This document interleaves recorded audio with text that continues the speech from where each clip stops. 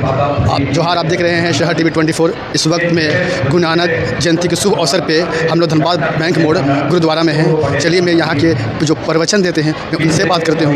Ma'am, आपका नाम क्या है? मेरा नाम रुबीना शबनम, मैं मलेरकोटला पंजाब से हाजिर हुई हूँ। मैम, गुरु नानक का क्या संदेश था लोगों के बीच, वो क्या संदेश लेके आए थे, उनके बारे में तो बताइए। उनके 3 संदेश मेन हैं, वैसे तो बहुत हैं, उनके हर बात पर उनका संदेश मौजूद है, मगर उनके 3 संदेश जो खास हैं वो है कर्म करो, कीर्त करो, वंड छको, और एक तो यह है कि अपने हाथ से मेहनत करने का उन्होंने दिया है। कीर्त करो, मेहनत करो, वंड छको यानी मिल बांट कर खाओ। जो तुम कमाई करते हो वो तुम्हारी नहीं है, वो तुम सबके साथ मिल बांट कर खाओ। और खुदा का नाम लेते रहो, जब नाम जपो, कीर्त करो, वंड छको। नाम जपो यानी रब का नाम लेते रहो। ये 3 उनके मेन संदेश। गुरु नानक जी से लोग इतना प्रेरित क्यों थे? गुरु नानक जी एक दरवेश थे जिन्होंने इंसानियत में जो झूठ उस वक्त फैल रहा था, बल्कि पैर पसारे बैठा था, उसको उन्होंने जड़ से उखाड़ फेंका। औरतें जिनके साथ बदसलूकियाँ की जा रही थी उसको उन्होंने जीने का हक दिया। उन्होंने कहा, सो क्यों मंदा आखिए जित जम्मे राजान। उन्होंने कहा कि ऐसे हम औरतों को क्यों बुरा कहें। जो औरत जिसको के कूड़ कहा जाता था, जिसको झूठ कहा जाता था, जिसके बारे में कहा जाता था कि ये नापाक है, निजस है, उसके लिए उन्होंने कहा कि नहीं, इसकी निंदा ना करो, ये निंदा के काबिल नहीं, बल्कि ये तो हमारे बराबर की एक इंसान है। गुरु नानक जी कुछ ऐसा बात बताएं जिससे लोग ज़्यादा प्रभावित हो, उनका संदेश पहुँच सके। उनका संदेश एक जो था वो तौहीद था, वो एक ईश्वरवाद का उन्होंने संदेश दिया।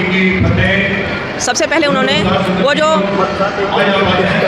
हर कदम पर, हर मोड़ पर, हर जगह हर एक इंसान ने अपने अपने खुदा बना लिए थे, उनको सबको रद्द करके उन्होंने कहा खुदा एक है, एक ओंकार। सबसे बड़ा संदेश उनका यही था।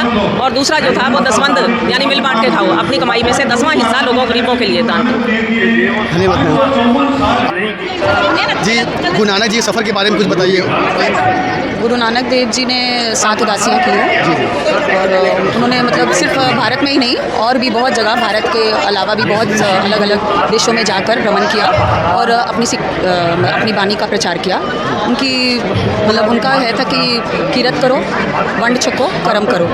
ये 3 चीज़ों को फॉलो करते, 3 प्रिंसिपल्स को फॉलो करते हुए उन्होंने सभी को यही संदेश दिया है। और उन्होंने खासकर लेडीज़ को मतलब ऊपर हाँ, उनको बहुत आगे बढ़ने का मौका दिया है। उनको जो कस्टम्स थे वो सबसे हट कर उनको आगे बढ़ने का मौका दिया है। हमारे दर्शकों को क्या बताना चाहेंगे आपकी गुरु नानक जी के ऐसे को बात बताइए जो हमारे दर्शकों से उनसे प्रेरित है। गुरु नानक देव जी के हर एक प्रिंसिपल्स ही बहुत अच्छे हैं जो इंसानियत को फॉलो करते हैं। मतलब आप नाम प्रभु का जपते रहिए और बांट के खाइए और हमेशा उनके सिमरन में आप रहिए। सिख समुदाय को मैं हमेशा देखता हूँ कि वो लंगर हर जगह बहुत ज़्यादा करते हैं। देखिए, सिख समुदाय में ऐसा इसलिए है कि लंगर करने से आपको जन सेवा का जो एक तरीका है, जन सेवा का जो एक सिस्टम है और उसका जो पुण्य है वो मिलता है। क्योंकि गुरु नानक देव जी हमारे जो सबसे पहले गुरु थे, उन्होंने यही कहा था कि वंड छको मतलब बांट के खाओ।